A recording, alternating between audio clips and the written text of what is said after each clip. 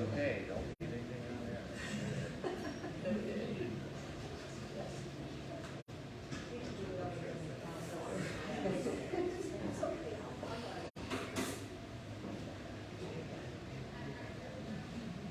Hello and welcome.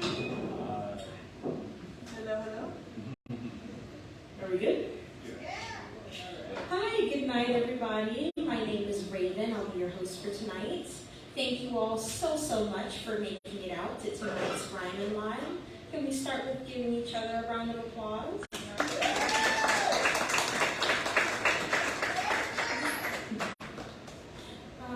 It's wonderful that you all could make it here after Thanksgiving and spending time with your family. I hope that you had a wonderful Thanksgiving, and I'm happy to be here sharing space with you all. Before we get started, I do want to do a little bit of housekeeping. So here at Rhyme and Lime, our number one goal is making sure that we have a space that is safe, that feels comfortable, where we're all open to sharing and experiencing the art that we have here. And in keeping with that, we want to implement this new procedure around content warnings.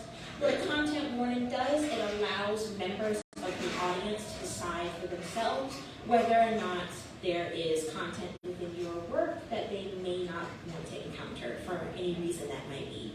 So, for works that contain overt sexual imagery, overt or implied instances of self-harm and suicidal tendencies, overt or implied physical violence, and overt or implied instances of abuse, we ask that you start your performance just kind of letting us know which of those is in the work, and just wait a couple seconds, let those in the audience take that in, decide whether or not that is content that they are able to or that they want to encounter, and then you're free to continue on with your work. We do not want to limit anybody's creativity here, and we tend to not do outright bans on certain topics for that reason, but we do want to make sure that we maintain a space where we're all safe and we're all feeling open. Are we okay with that? Everybody understand? Awesome.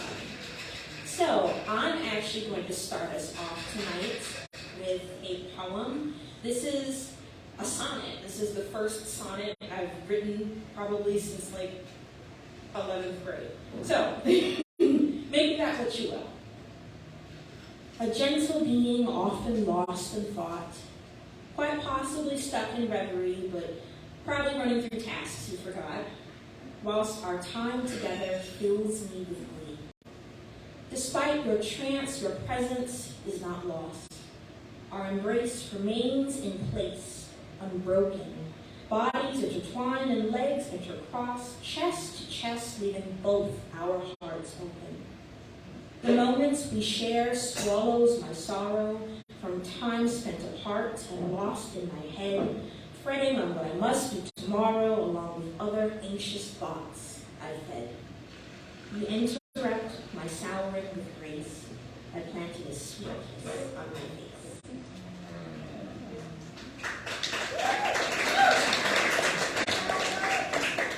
So, up next, we're going to have Lissa Brennan.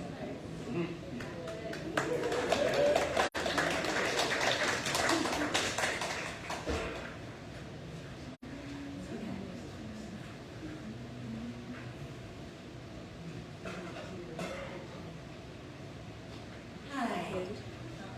First, there is violence in this poem. Just put that out there. I am a playwright, not a poet. I've never written a poem before, but I knew I was going to be here for this, so I did. It's this whole notebook, you guys. I'm just kidding. It doesn't have a name.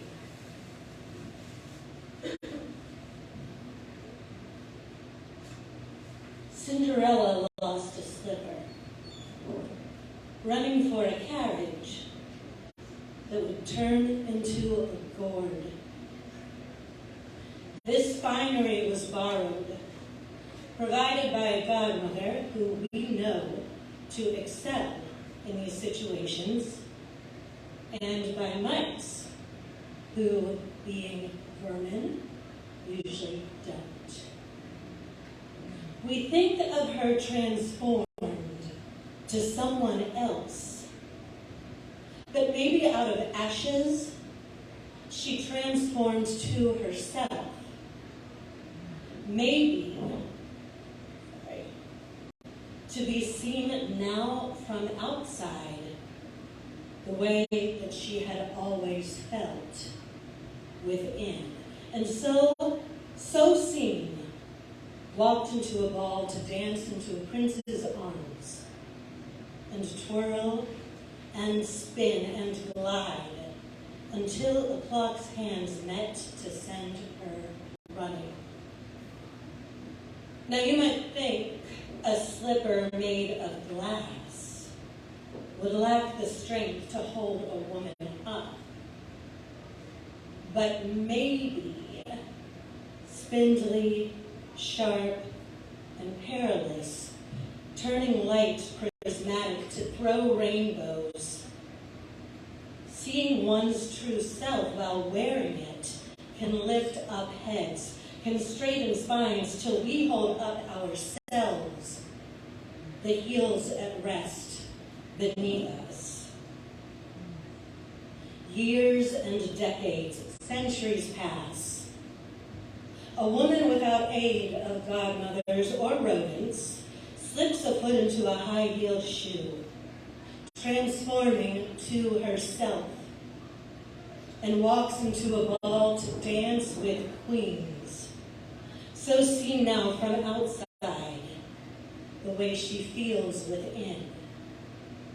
And twirls and spins and glides and sachets, sways and slays, and works and twerks, throwing rainbows, throwing shade, celebrating life. Big, beautiful, and tall. Until the shooting starts. The dancing stops, and now there is just running, now shouts and falls and cries, and she with midnight looming runs, not for a carriage, car, or safety, but where a man is pinned upon the ground. Another man, the one that holds him down, requests some help. And with both high heels fast upon her feet, takes steps to keep him there. The bravery to slip feet into shoes in which it's hard to run when men would hunt you down for wearing them.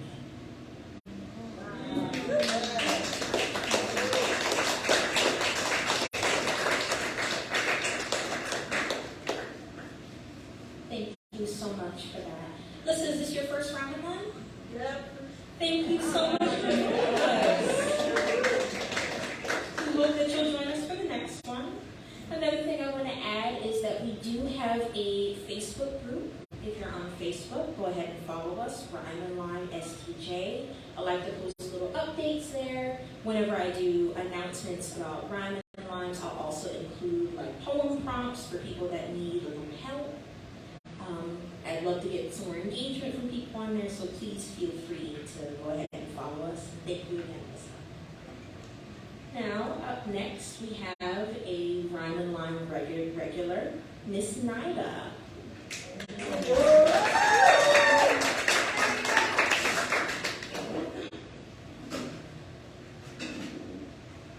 Good night, good night.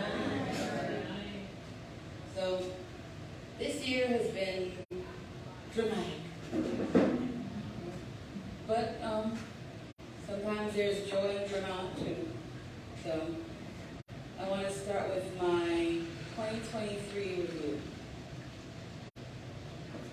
It's Thanksgiving. This time of year I start doing my reflection of how this 365 has been. I'm thankful for my relationships, the good, the bad, the toxic, and the divine. For a time I thought you would kill me. Now I look back at the darkness, the pedestals I have fallen from, and the mountains I have yet to climb. Even the light can blind you, but the universe provides if you let it.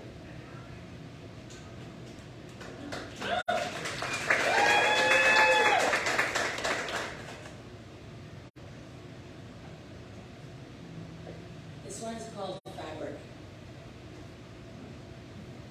I once got compared to a quilt, specifically a Martha Stewart bedsheet.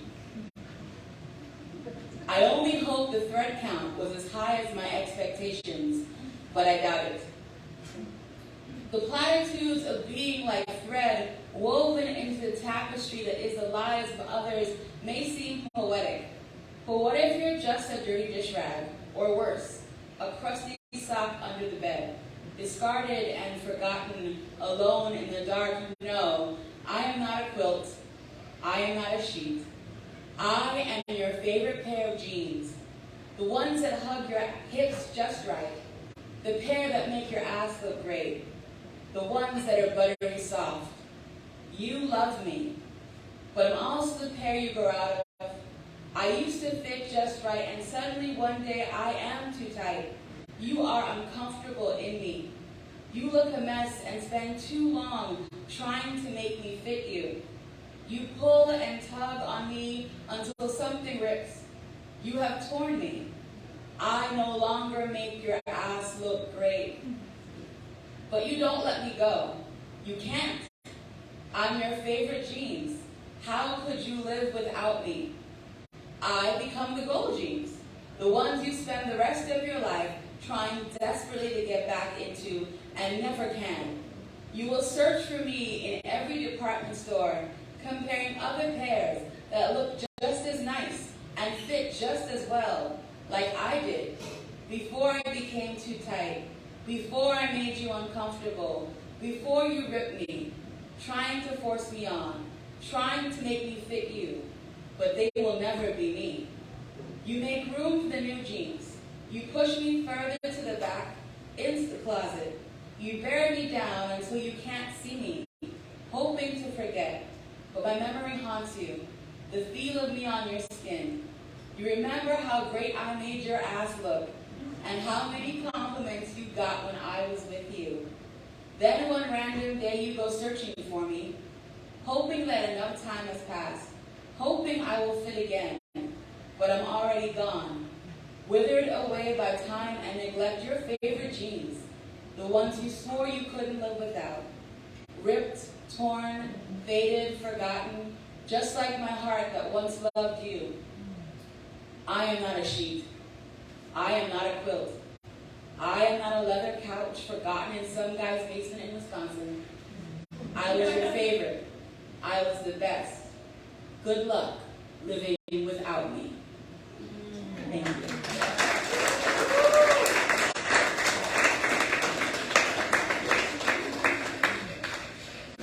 Thank you, Marla. I think I really need to hear that poem tonight. Not only am I reassessing my place in some people's lives, I also found in like the back of my drawer the favorite pair of jeans. They were like, they're vintage.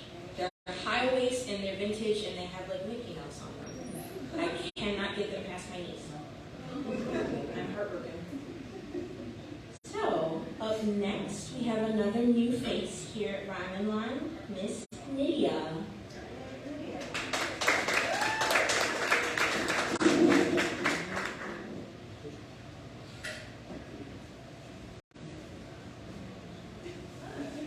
Good evening.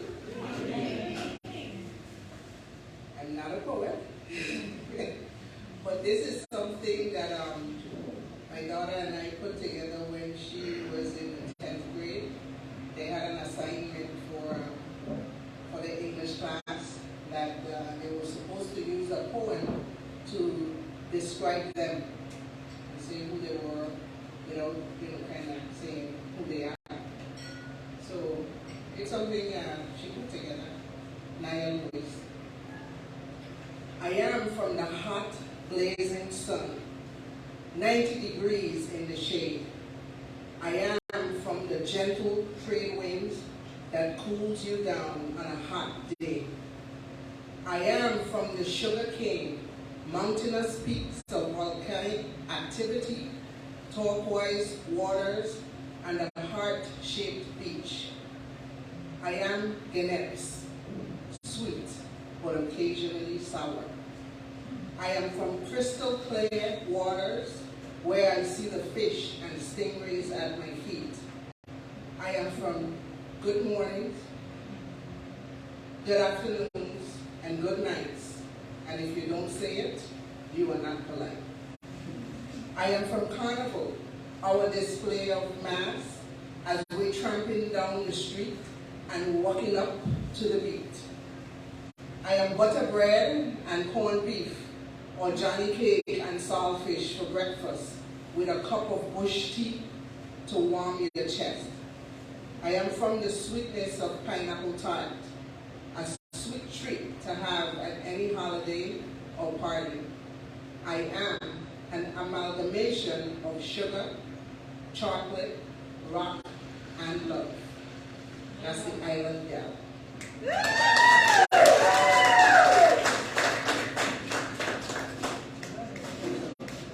Thank you so much, Nydia. We welcome people of all walks of life and all skill levels within poetry. Thank you for having the courage for joining us, and we hope to see you at the next one. Now, up next, we have a stellar part of the Bajo el Sol family, Mr. David Knight Jr.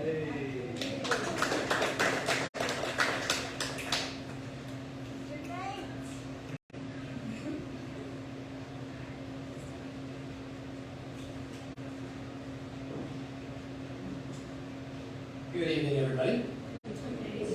Been a while since I've been up here reciting a poem. I'm usually the guy back there shaking your daiquiris and pouring wine. It seems like I have a minute to recite a poem for you tonight. All of it. Years of night air lodged in the throat. The ebbing of accumulated questions. A small wave propelled along by familiar momentum. The same unrelenting current. Why should it depart now? The island is breathing quietly, drowsily unkempt with one heavy eyelid, aware of what money is buying, without really committing to being. The dogs vaguely notice bits and pieces of glass, broken bottles, shards, cutting into the smooth mud. Please accept our charity. An invitation to the final jump up is just an invitation. Sometimes the shops on Main Street are just monuments to a waste of good rum. Peppers and olive oil have to learn how to survive, and the slashed out hillsides are just another silence.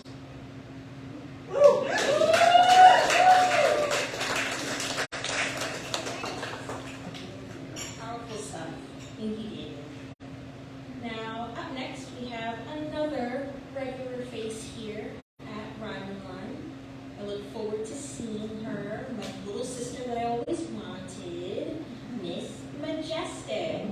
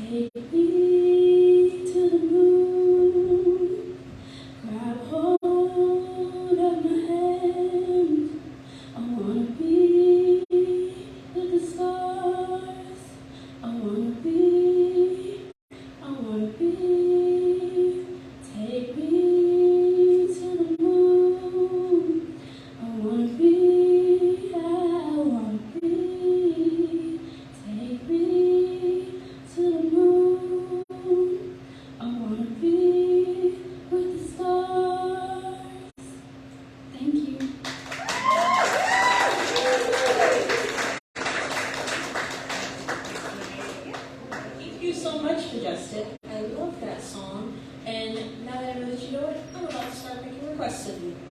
You messed up. So, it's another thing I love about Brown and Lime, just the variety of performances that we get here. Now, up next, we have I Hate Hamsters.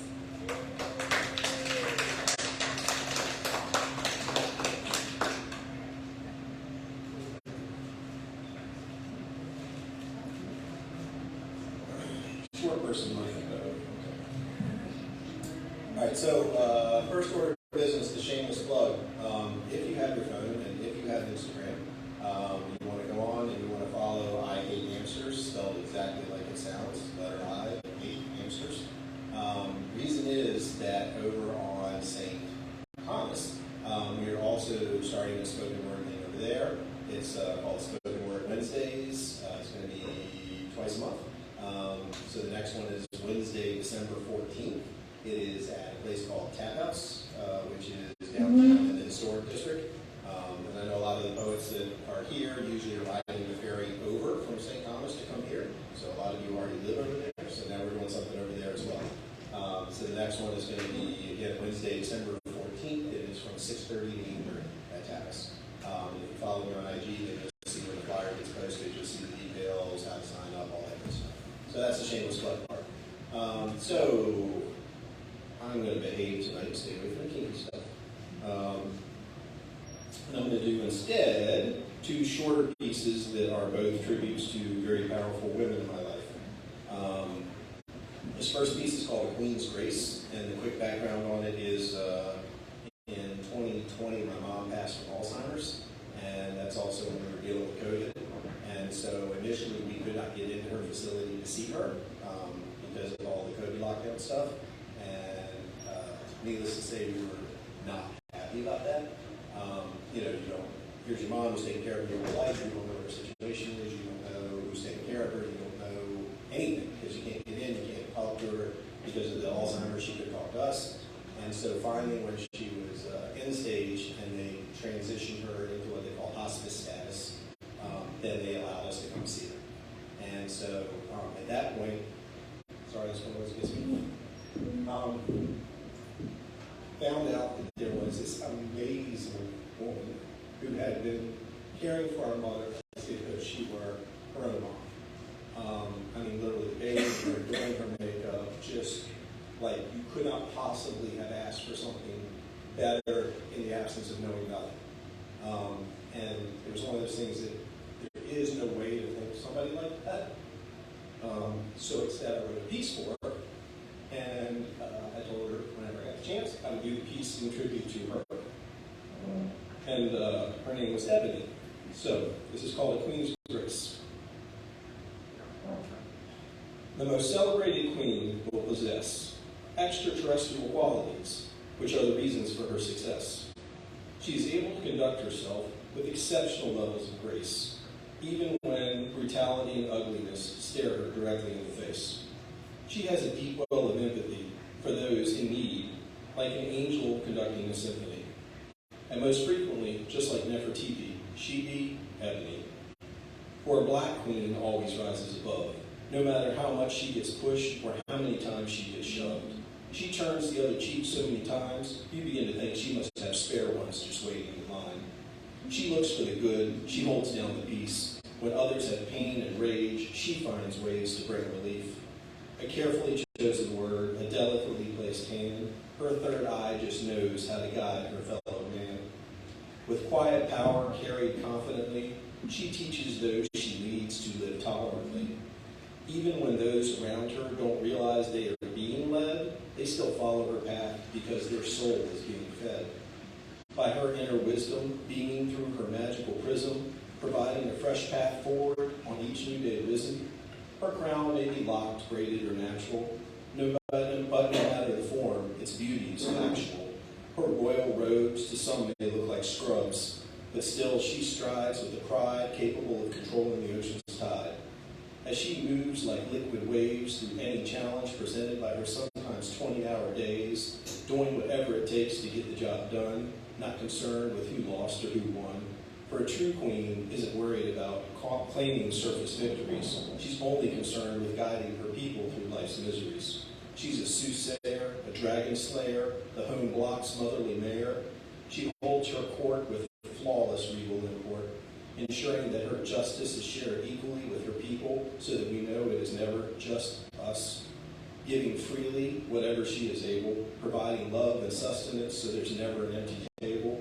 The true Ebony Queen is made up of the stars, the moon, and everything in between. She is a celestial body, a heavenly pleasure. If you have one in your orbit, recognize that you've been blessed with one of life's greatest treasures. And accordingly, you must honor, protect, and respect her using every possible measure. But that is the minimum we can do for being able to experience the embrace of a true Queen's grace.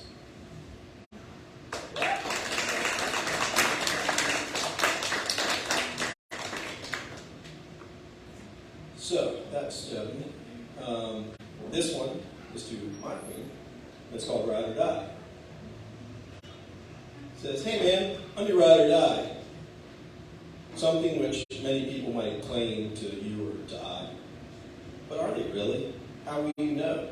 When shit goes sideways, which way will they really go? When you call them at 3 a.m. and say, hey, some shit went down, and I need you to come around and bail me out, will they be already reaching for their car keys before that sentence is even done? Or will they instead be reaching for an excuse to figure out how they can turn and run? Away from you, away from that claim that they know damn well they made in the back of their brain. But now when the shit gets too real, and it's time for them to step up or step off, you already know the real deal about how they truly feel, and they just go ghost.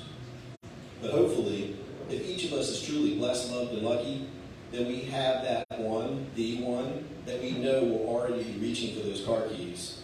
It might be your sibling, maybe your mother, perhaps that random guy at the office that you always had an instinct about, but hopefully it's your lover.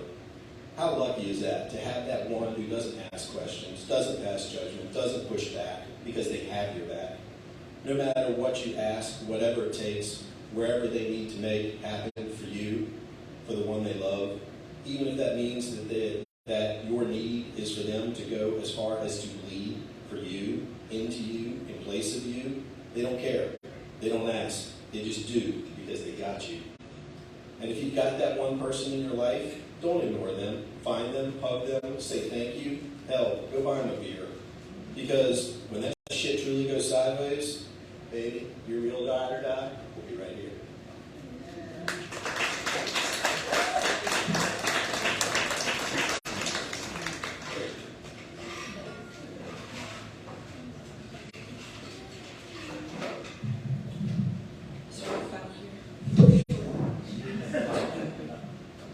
Thank you so much. I hate hamsters.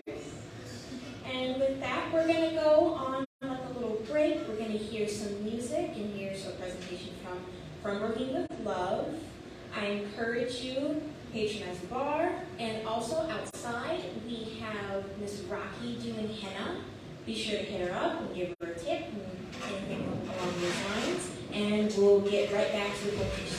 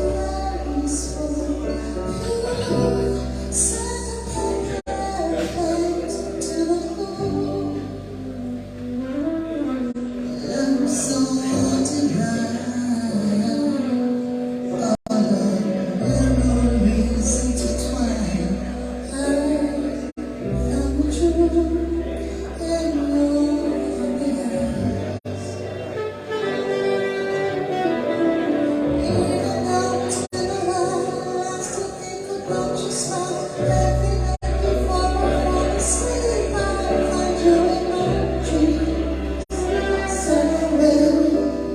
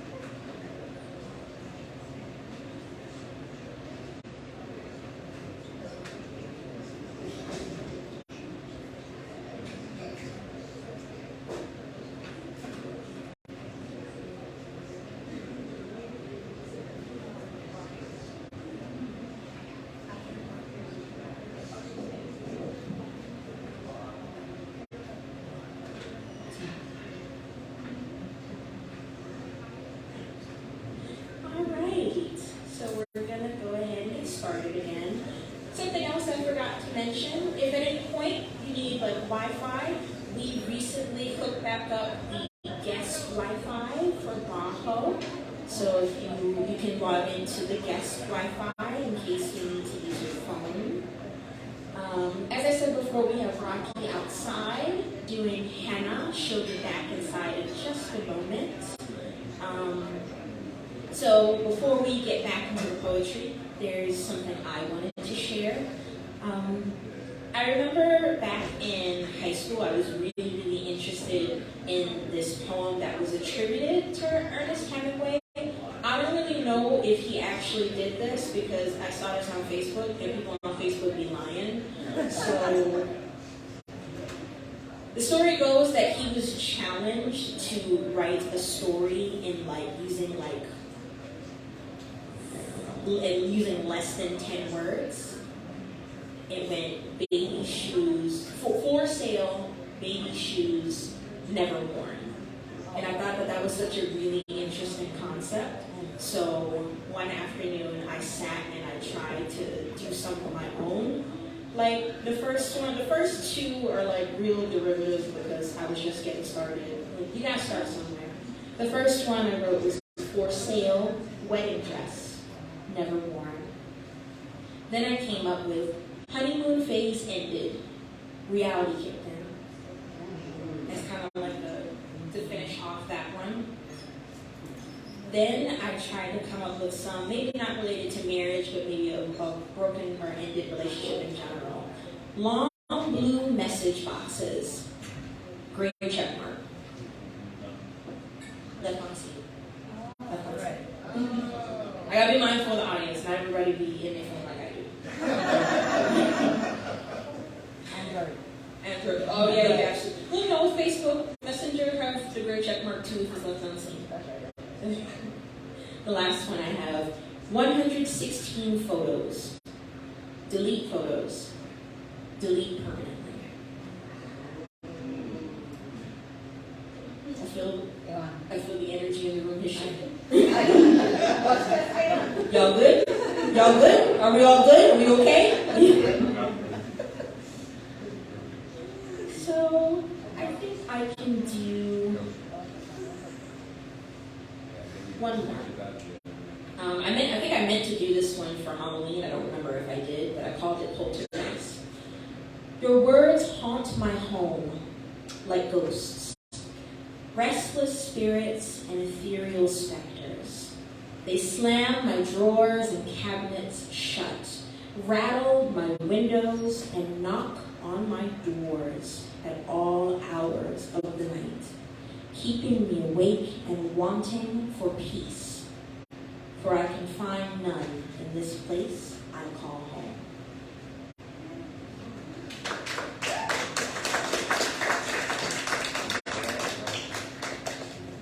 Okay, so up next, we're going to have a poem from my mother, Pamela.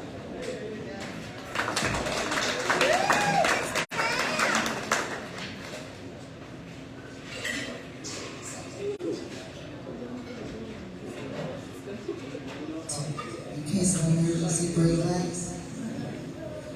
This is called Ode to My Beloved.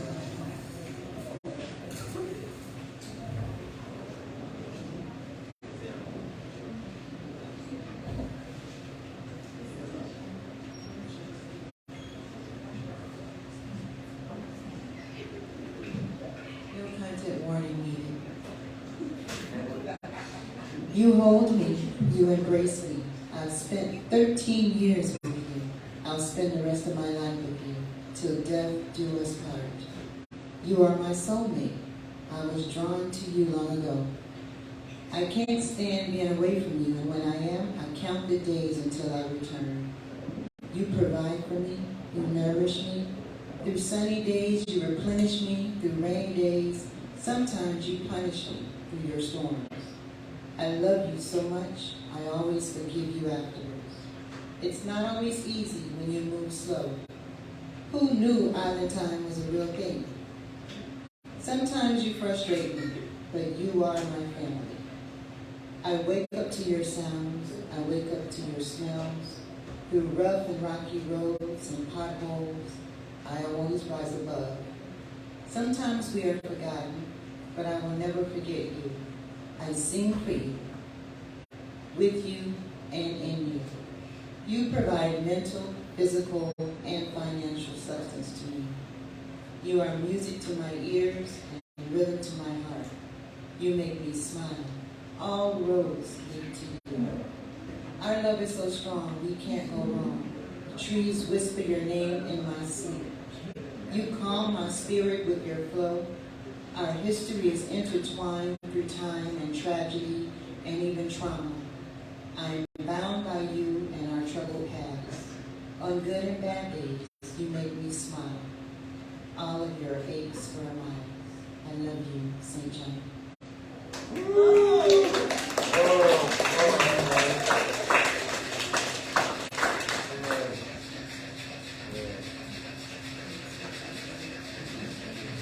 Thank you, Mom. So, is it 13 years or 12? 13. 13 for you, 12 for me. Yeah, you came a little later. Yeah, I did the math on it recently. I make 12 years living here in late December. When did you get here? November. I can't math, y'all. All I know is my next island anniversary is December 22nd. It's 12 or 13 years. I don't like math. So, up next, we have the lovely henna artist, Rocky.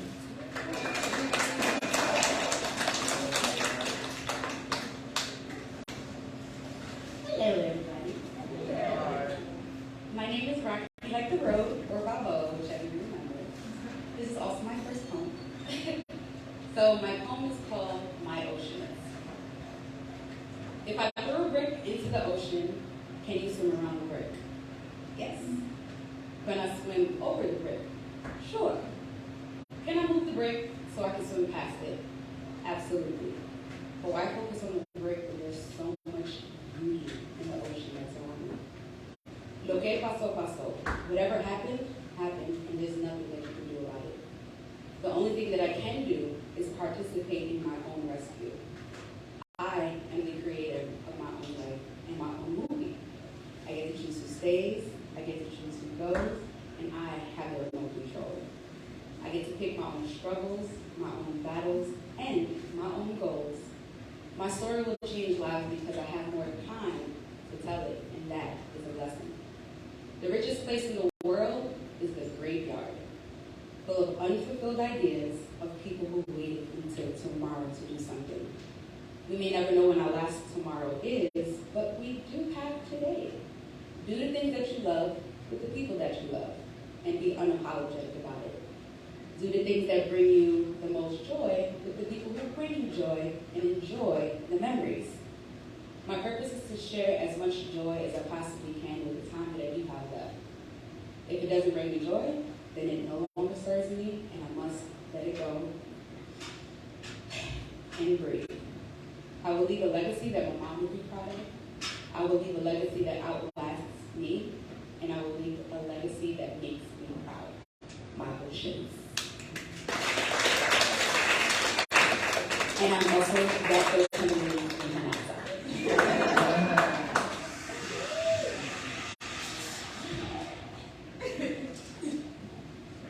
Thanks so much, Rocky. So, up next, we have another new face, Aaron. Come on up.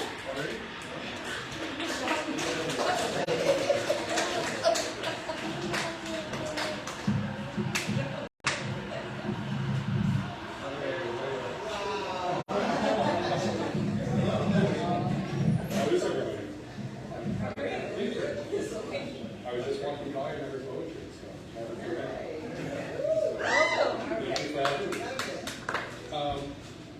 I have two, but they're the same poem. One's very short and tight, and then the second is free-form, unedited, what happened to the poem. It's called Once Held. The last line, once held. Hell is life in place. Oh, fire eyes, whip the end, my heart a gale. Oh, cusp of Aries conducts in different high seas. I am the world I sail, finding myself. I am a Lord.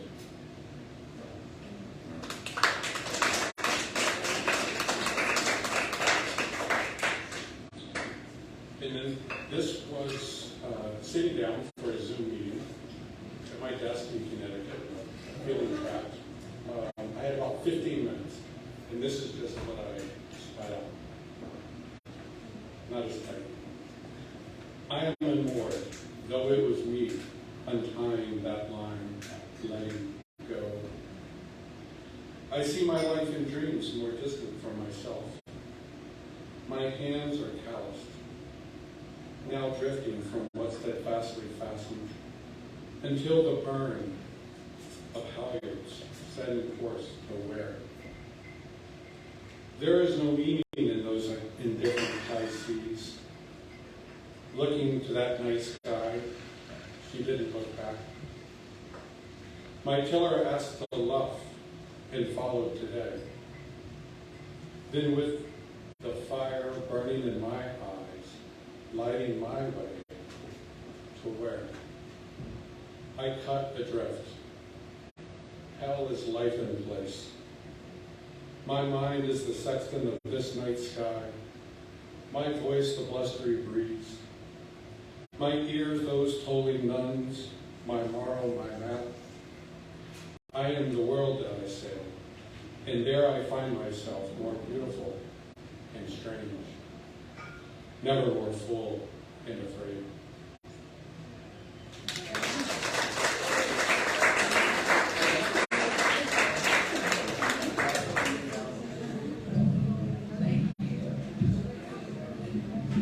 Thank you so much for joining us, Erin. Are you here visiting? You're visiting. You're visiting. Thank you. If you're on Facebook, I encourage you to find the page and the group, Rhyme Online STJ. Keep in touch with us. Now we will have a performance from Asanka. Hold on.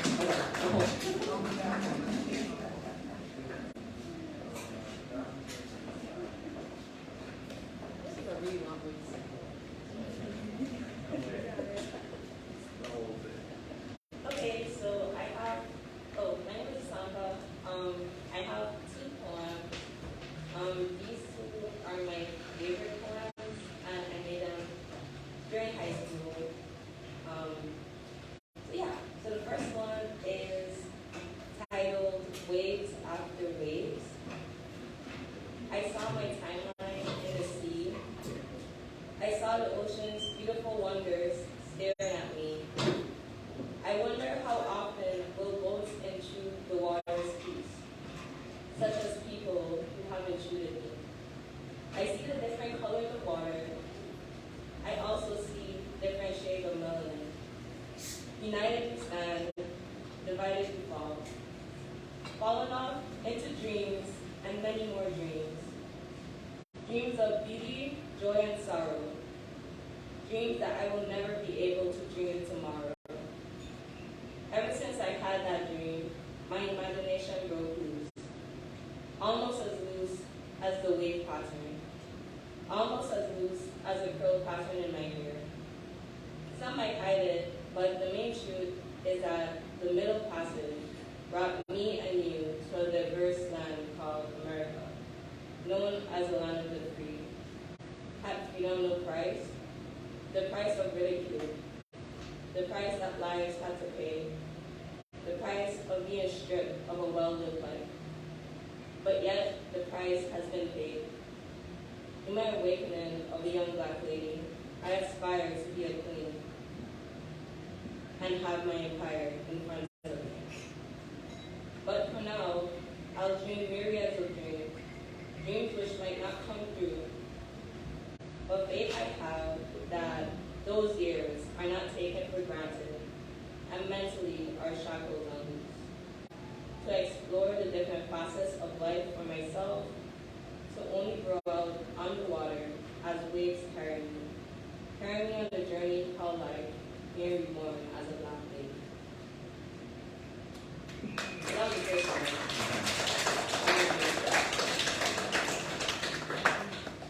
Then the second one is called Mirrors. We interacted with each other, our thoughts not dissuaded by the outside force. We engaged with our beings, and the only thing that stopped us from harmonizing was flesh. Our feelings secure with this love-induced versification. Marcus Garvey was great. Antony and Cleopatra was greatly in love. Our ancestors shape-shifted to us. The late kings and queens of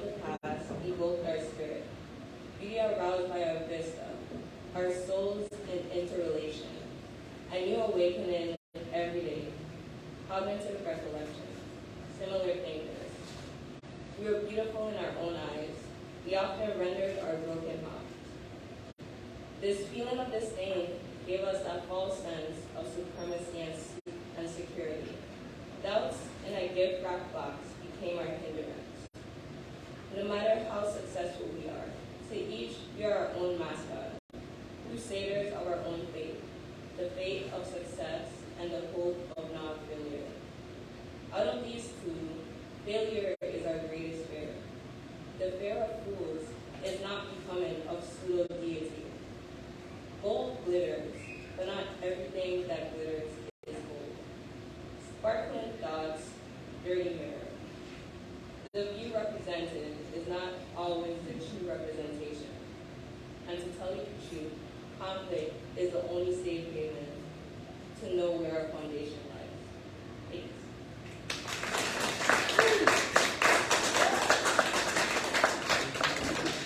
Thank you so much, Asana. So, up next, we have Kim.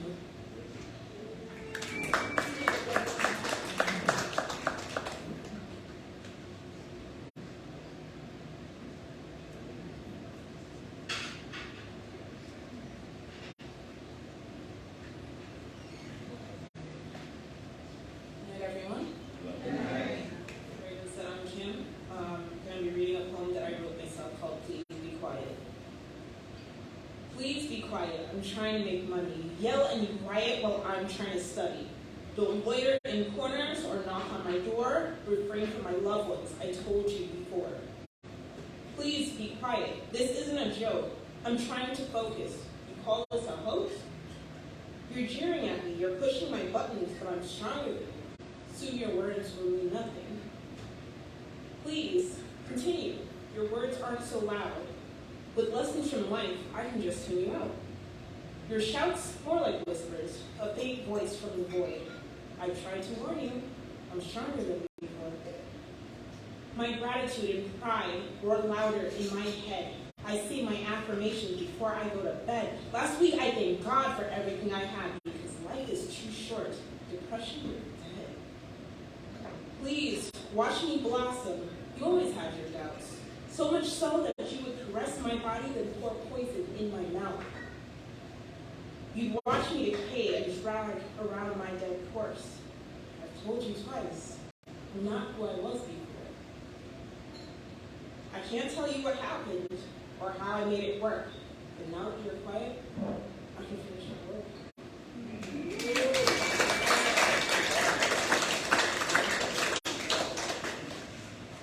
Thank you, Kim. Now is the point in the night where I'd like to open up the mic for anybody that didn't already sign up that has something that they'd like to share. Okay. Come on up.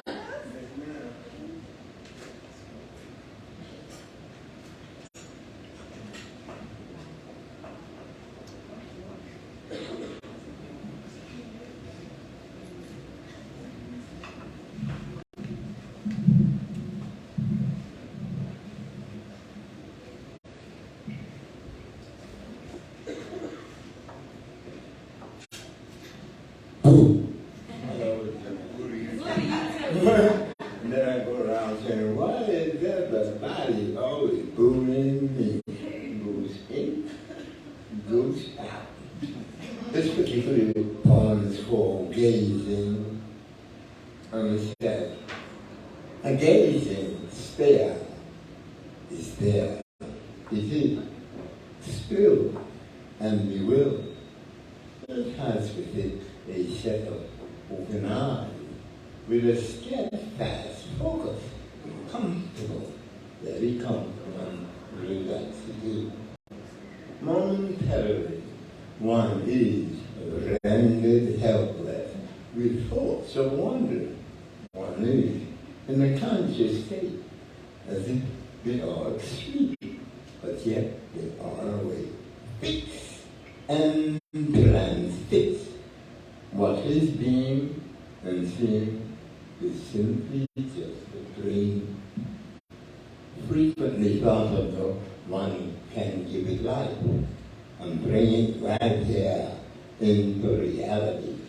Suddenly, something will be there, and before, it was just still and bewildered and had nothing but a simple gazing stare. It is all the materialistic things and lusts that we all think about. They're all the beautiful things of what dreams are made of, written by the ghosts and most from you. Remember the last copy written? I have one I would like to recite. You have a little distance on it, and I'm reciting it in honor of this movie. Okay? Because she is definitely a living mortal goddess to me. It says, I am that I am. I am the woman. I am the bearer of life. I am the sister, the aunt, and the girlfriend. The same one, mind you, to whom you will turn to again and again. And the women of old, the mothers and the grandmothers, the ones with divine knowledge of understanding of almost all situations. I am the wife, the one that brings forth your children, the same one that helped in the creation of our future generation. I am that I am, but yet unlike you, it is true that I do have special features, which makes me to be a very unique creature. However, I am not treated as your equal. Tell me now, could that be because of your physical strength? If so, well then, darling, that stinks. I would like to acknowledge there is much, much more to me than you can give credit for. You would constantly stand back and focus your eyes upon my beautiful breast, my buttocks, and all my bodily curves. And my existence to you seems to be strictly reserved. Therefore, I ask for you in the name of maturity to please face reality and allow me equality. For I am that I am. I am the woman of this world. Now, being that who and what I am, believe it or not, my fare in life is not of you. It is of what I cannot see, feel, touch, smell, nor hear. It is something I feel that might be there. All I ask of you is your support to research, to find the answer to this terrible disease you all call breast cancer. Written by the ghost of the most familiar. That ain't all I got, but I'll wait till the next report goes out without a doubt.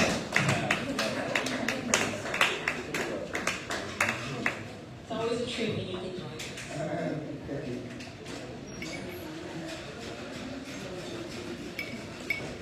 Okay, so we're gonna have Miss Nida come back to the mic.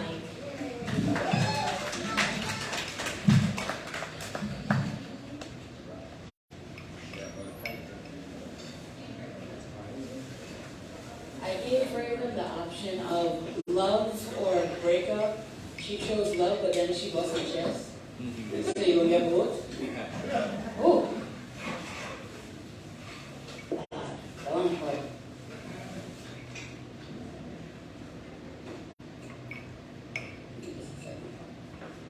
So retrograde season was kind of a fuck. I don't know if anyone else was keeping track of Mercury dancing back and forth.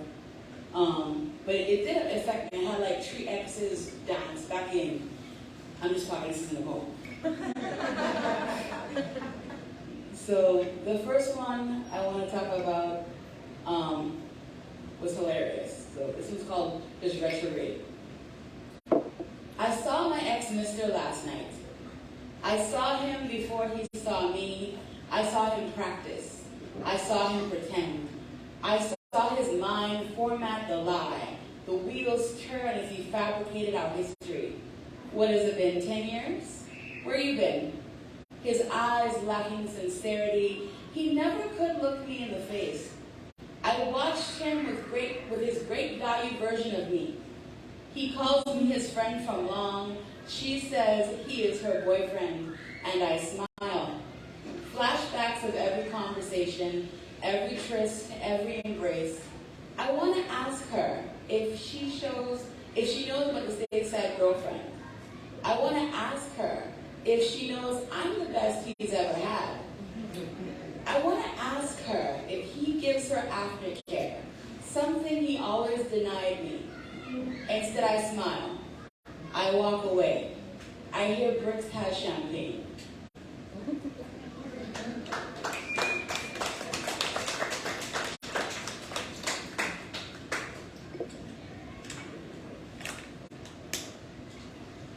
Part 2, but a different X.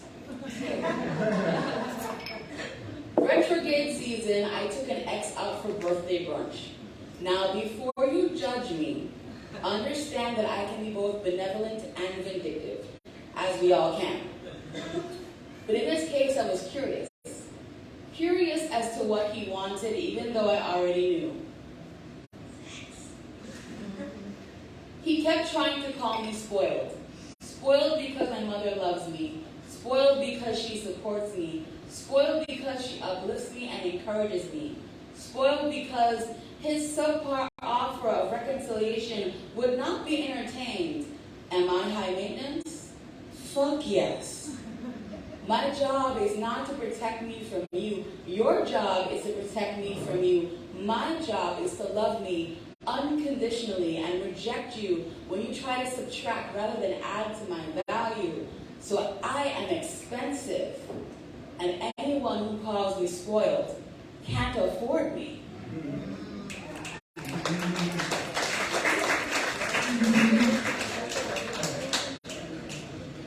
But it's not all bullshit.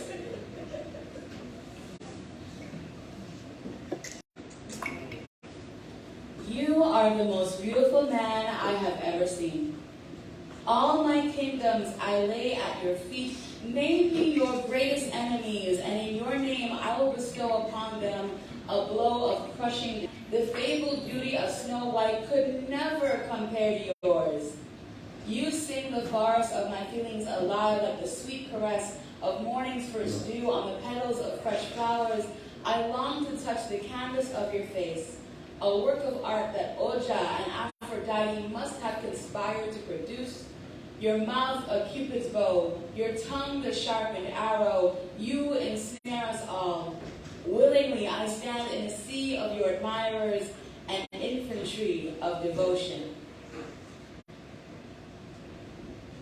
This man, right? Or NY. You ever look at someone and they make you want to be a better version of yourself? Like you literally improve to be worthy of them? Well, when I look at you, I want to be the cringiest, most depraved version of me. All the self-help books and therapy mean nothing. You sweet summer child, fuck up my life by just existing. Damn. Do it again. Thank you.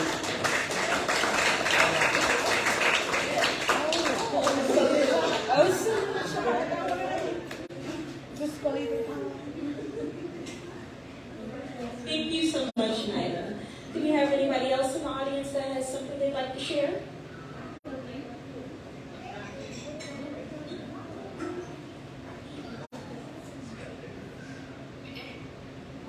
Hello again. So this poem was written as a conversation between me and my roommate. It's a love poem. She started questioning what love was, and we started adding on to it according to our conversation. And we kept opening it up to other people as I was doing henna. We kept asking more people, and the poem just kept growing.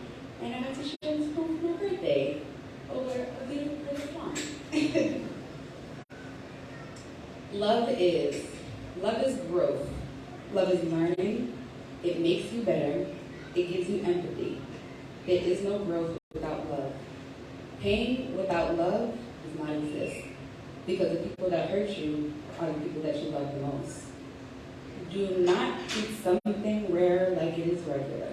Let me say that again. Do not treat something rare like it is regular. Love is a feeling. Love is patient. Love is kind. Love is motion. Love is real because it is never fake. Love is freedom, releasing yourself from mental slavery. Love is purpose. Is it an experience? It is inspiration. It is being myself unconditionally. It is forgiveness. Love is also a drug. Love is you. Love is me. Love is happiness, joy, gratitude, dedication, commitment, consistency, insightful, support. Love is fearless. It is a journey. It is transcending. It is coming to us. It is constant. It is non-judgmental. Love is here. Love, and we love love. Love is a creation and a gift. It is a connection. Love is not a possession, nor is it a label. Thank you.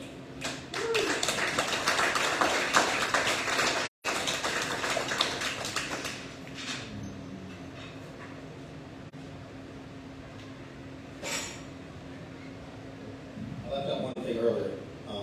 You lied. She said she's not a poet. You are. That's a lie.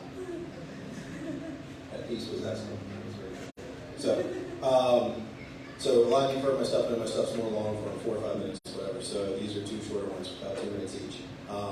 So I mentioned earlier I was going to stay away from the kinky stuff tonight, which I will mostly. No disclaimers needed here. This was gentle. Okay. I got a buddy of mine in Brooklyn who's a poet, and his whole thing is poets are people too. And that's kind of like his merch line, that's his tagline, that's his everything. There's a lot of people like, oh, you're a poet, you're this, you're that. It's like, no, we're just people. Poets are people too. So you are a poet. But because in DC, where I originally came from, I was kind of known as being the erotic dude, whatever. So this is called sexy shit. Poets are people too. It says, wait one hot minute. That piece just now didn't have a single body part in it. I thought you were that freaky poet. But you were just talking all about your feels and politics. So those words sure didn't show it. I don't get it one bit. We came here expecting to hear some of that sexy shit. Oh, really? Is that a fact? And now you think you're just going to step to me like that? Well, I'll have you know that there were numerous body parts in that work of spoken word art. Most importantly, my brain and my heart. One fully engaged and the other laid bare. Both out in the open, not afraid to share. So here's a little newsflash for you. Even us freaky poets are people too. Those very same hormones which rile up your testosterones and pheromones also fuel our body and our mind, which, surprise, surprise, allow even us to write poems of all different kinds. Sure, we may have a special talent for being able to talk about being a Sir Galleon, grabbing that damsel in distress and ripping her out of that tight bodice dress. But we also love, lose, and mourn. Our lives aren't only about hot poem porn. We get happy, we get sad. We too have issues with our mom or our dad. We've hit the great heights and fallen off emotional cliffs. We too love a stiff drink or a long drag off a fat spliff. And when we get into those altered states of mind, we love coming up with alternate plates full of rhymes. Ones which maybe let us show some of our true selves, going deeper than just talking about sexy unicorns blowing well-hung elves. Yes, I know, we got jokes too. Flowing from deep inside some deeply twisted minds. But that still doesn't stop us from throwing out some hot bars or some deep soulful lines. So don't be so fast to just put us in one box, simply because we love talking about ass or long stroking some hot fox. We've got just real thoughts to share, which don't always involve dragging our woman around by her hair, although that's super hot too. So, don't look so damn surprised when we drop some fire hot haiku, because at the end of the day, even us sexy, freaky, twisted poets are still real people too.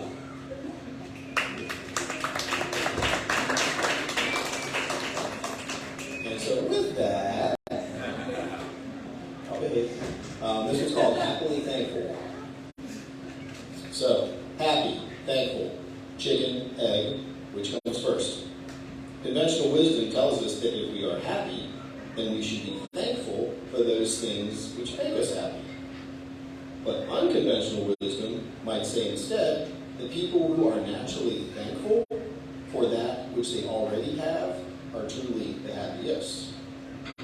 Are you happy because you have more than others? Look at me. I have this car, this hair, this house, this spouse. That's what pop culture and social media would have us believe. Or are you thankful because you don't desire any more than what you already have? You're clothed, fed, sheltered, loved. Are you happy because you have the ability to buy, own, acquire, or accumulate? Or are you thankful because you can go, you can do, you can experience, you can see, all of which is usually free? Happiness is something which can probably be measured, defined, and unfortunately also confined by society's fences. But thankfulness, true gratitude, that's boundless, never confined, never timed, and never runs out. In fact, happiness can be and is defined as an emotion. And we know that emotions are things which can be impacted or even twisted and manipulated by others. But thankfulness, that's a core belief. And it's something which can never be taken from you or manipulated by anyone against you. So, is it good to be happy? Well, it's certainly better than being angry, sad, or mad. But me, I choose to be thankful.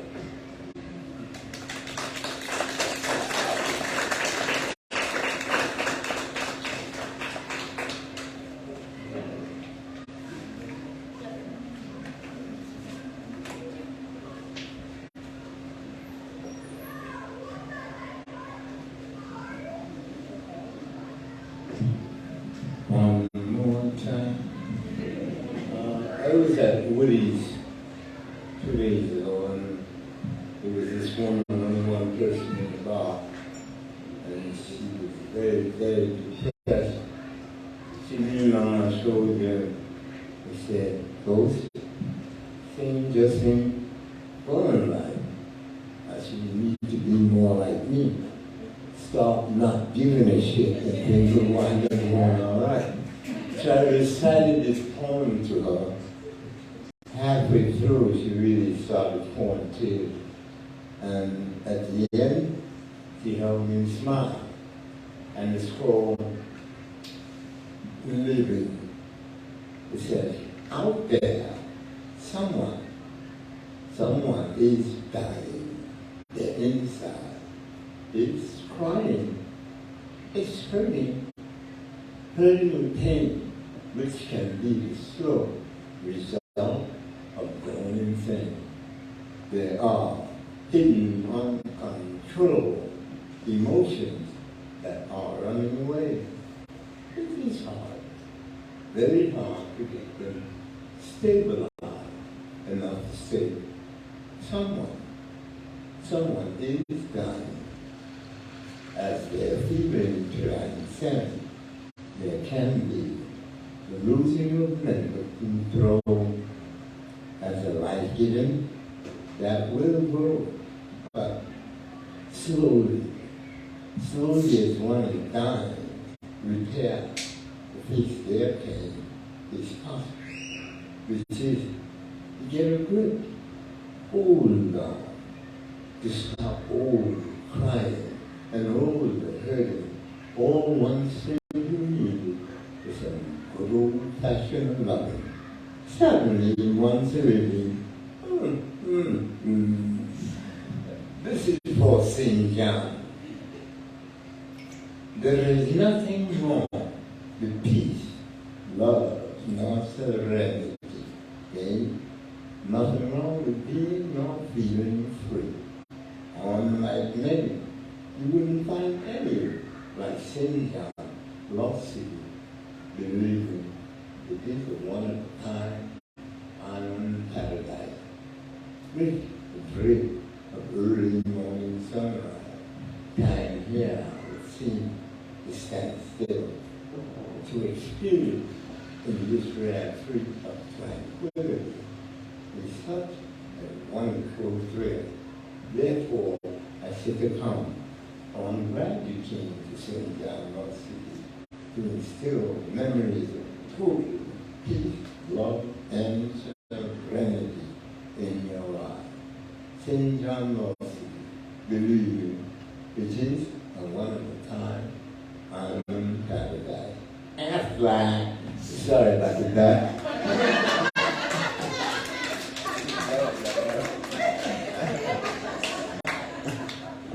Thank you so much.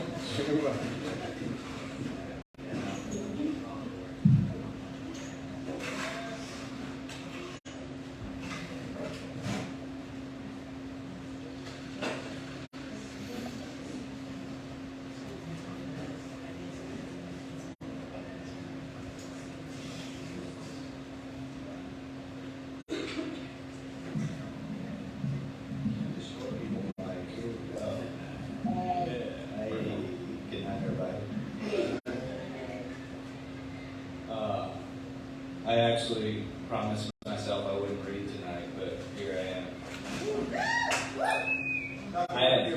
I have nothing new.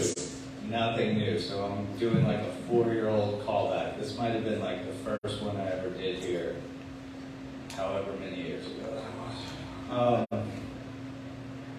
It's called Process. You know, when I first wake up, my heart just thirsts. The soul aches to be free of that piece of something between its teeth, that pebble from its shoe that screams up from beneath each step, and then run. Don't walk to go get that pen. That starchy piece of paper looks so clean and white and formidable that the slightest breeze will see it flutter in flight and cut you, of course, if mishandled just right. Okay, obviously I need to get this out, this splinter, this baby, this light, but the mind wanders. Did you know Silly Putty is technically a liquid solid? And Tommy Pickles is like 30 years old by now. And there are tire fires in Hagersville. And the U.S. uses over 400 billion gallons of water a day, but Flint, Michigan is still thirsty. I think about these things rather than what's inside. Do you understand? That I'd rather watch a car crash than listen to the tires screeching in my head. That I'd rather stare at the stars than acknowledge the constellations within me. That I'd rather think, where did this pen come from? Instead of where it's going. I'm saying that it fucking hurts. And it is work. But the poem must come out. And really, once the fuse is lit, it's easier, but it's hard sometimes to make a spark when all you have is a flint and a soft part of you. And sometimes it flows like water, which is to say something dammed and strangled until it bursts, drowning animals or feeding plants, whichever it encounters first. Regardless how it comes, though, I'll treat it the same, divine. Something I just helped shape, but something never truly mine. But I seeded it with flames, dropped from clenched fists, water it with tears of shame, and nurture it with promises.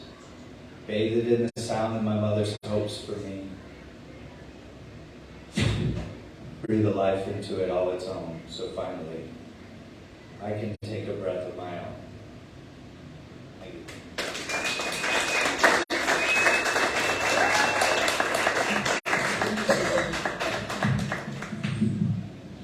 So, last call, if there's anybody else that has something they'd like to share.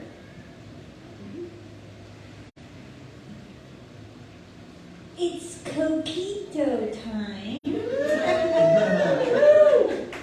And the poets get a complimentary coquito. Going around, I know who you are. So, anybody else have a burning desire to share? Going once.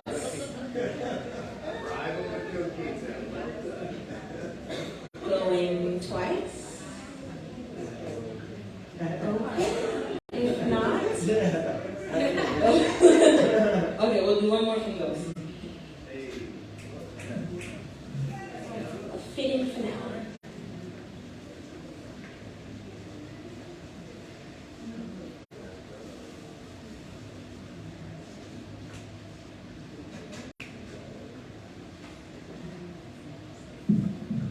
I have written something for myself. It seems like we can work with others. It's called Stop. Please stop in the midst of whatever and come here with me to a more realistic view of understanding. And then submit yourselves to this here functional present reality. For it is now one checkpoint. It is a realm where there are two sides to all things. Therefore, I humbly ask that you stop in the midst and just check yourself before you elect yourself or whatever. Go south without a doubt. I appreciate you coming here.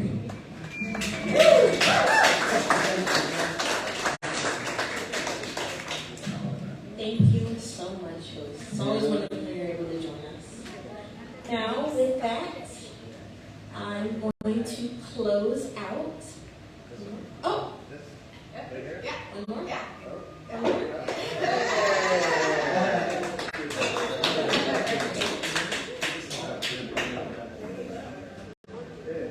Okay, looks like we're going to hear one from Donovan. Let's give him a round of applause.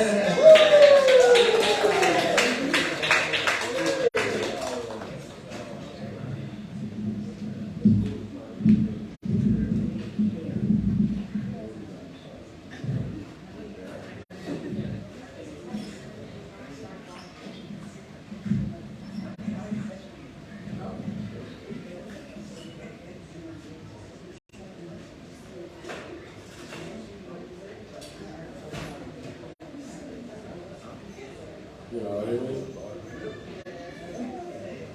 hello.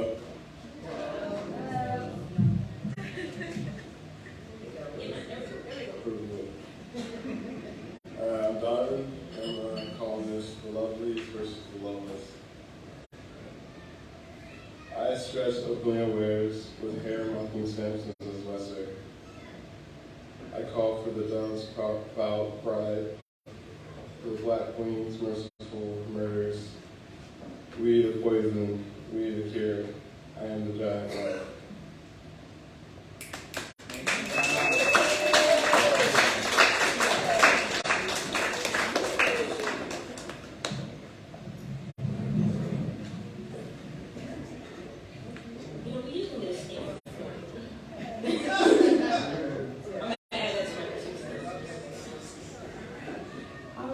And with that, I'm going to go ahead and close out this rhyme and line. Give all of yourselves a round of applause. Thank you so much for being present. Thank you for being present for yourselves. Thank you for supporting Bajo el Sol Gallery. Thank you for supporting the arts in St. John. And we hope to see you at the next one. Thank you.